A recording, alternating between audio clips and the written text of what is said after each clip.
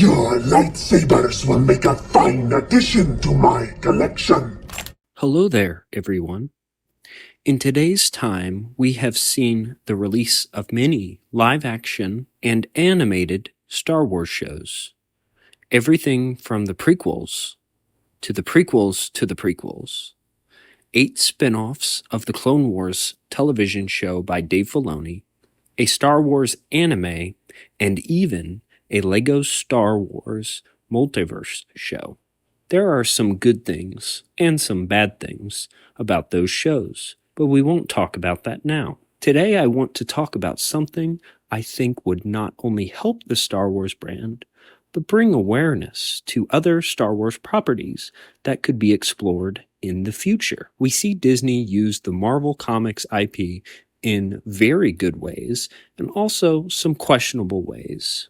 One of the ways that I think they thrive at is their marketing. Everything that is released with the Marvel IP is not a part of the Marvel Cinematic Universe canon. That not only provides more freedom for the storytellers and stories to be told, but it gives the opportunity to introduce new concepts and characters that are from the comic books to a younger audience. I noticed this when I would watch the LEGO Avengers films and how they would reintroduce the Red Hulk characters and the Fox Marvel characters to the younger mainstream audience. I know we have the LEGO Star Wars universe that ties together better than the Disney Star Wars timeline. As I looked into the tie-ins and marketing for Marvel, I noticed the MCU had a lot of movie tie-ins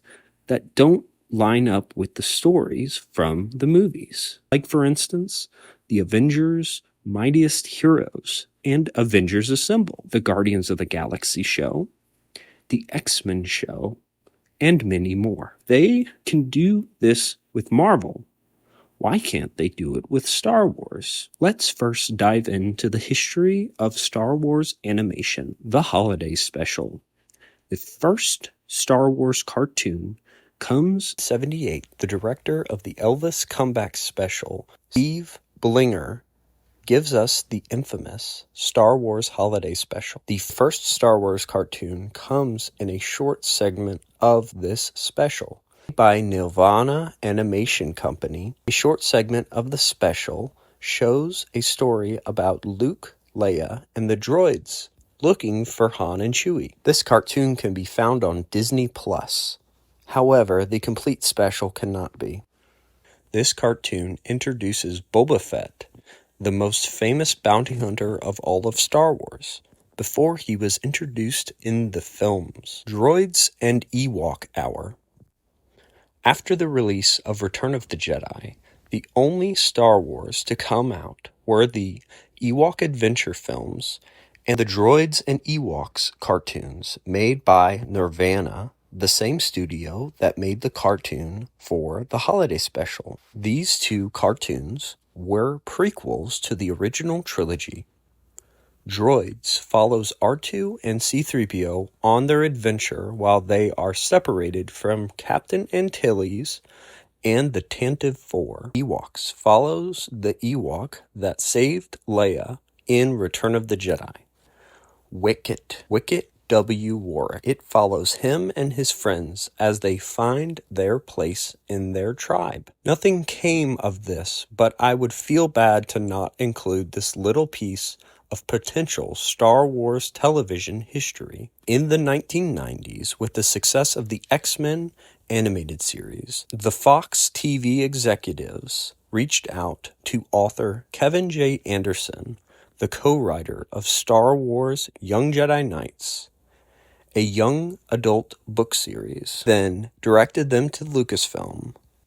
However, Lucasfilm turned them down because they wanted to focus on the special editions and the prequels at the time. Star Wars Clone Wars. In 2002, after the release of Attack of the Clones and the start of the Clone Wars multimedia project, in November 2003, Lucasfilm released the first episode of a 3-season microseries called Clone Wars, by the famous creator of Samurai Jack and Dexter's Laboratory, Genndy Tartakovsky. George Lucas was a big fan of Genndy and his work in Samurai Jack, that he gave him full creative control of the Clone Wars microseries. George Lucas doesn't often give full control over a project unless he completely trusts someone. Within the expanded universe, we have seen that he likes to be hands-on and read over outlines of those stories. George loved his work in Clone Wars so much that he offered him a job to be the head of Lucasfilm Animation, a job that was held by Dave Filoni. But that's a story for another time. In this show, we get a better character development of Anakin Skywalker and of Obi-Wan Kenobi, and we get to see their friendship growing and growing. The greatest things Clone Wars was known for was introducing for the first time the Jedi killer General Grievous. The 2003 Clone Wars served as a lead-up to Revenge of the Sith. Again, we can see the cartoons introduce new concepts, characters, and ideas to the younger audience. If they're going to do something like this again, they would have to do a different animation style, much different than the 3D Clone Wars style that we are very much used to today. This is just my opinion, but I think that they should go back to the 2D style so that it can separate itself from the canon stories being told in animation. Today, I will be going over 3 storylines that I think would be great to cover. Much like the Marvel and DC shows that adapt comic stories, the original Marvel Star Wars. This would be a great way to give fans of the original trilogy a show just for them. This could be a throwback to the science fiction fantasy stories from the 1980s. We could see the original trilogy characters together again.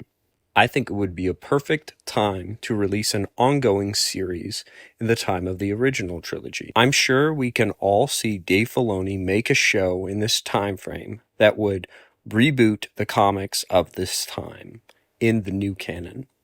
But if they set it in the Legends timeline, an adaptation of the Star Wars 1977 comic run would be something vintage and just what Star Wars needs.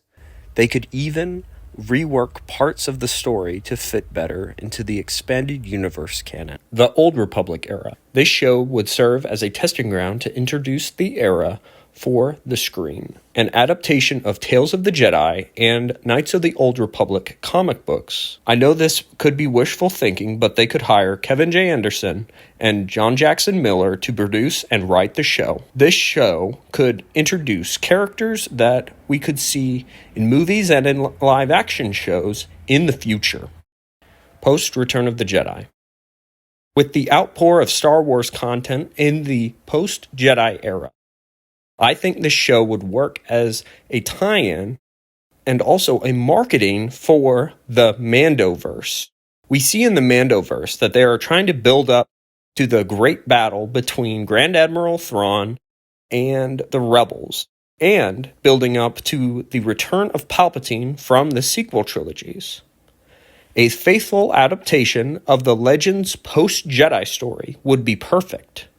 With the Mandoverse focusing on new characters, this could be a compelling story and be a heavy focus on the characters of Han, Luke, Leia, and Lando, and the gang from the original trilogy, in the time of the fall of the Empire. I know the likelihood of this happening is low. However, this could make longtime fans and new fans happy. For old fans, it's a chance to see their favorite stories told in a different format. And for the new fans, it's a chance to see the original stories signed off by George Lucas and the history of what is being retold by Disney Lucasfilm. In the meantime, fans have taken matters into their own hands by making fan series for the fans by the fans. The fan community on YouTube have been releasing fan films and web series based on the Dark Empire series, the Heir to the Empire Thrawn trilogy, the Darth Plagueis novel, and many more. If you have an idea for a Legends TV show or movie, please leave it in the comments below.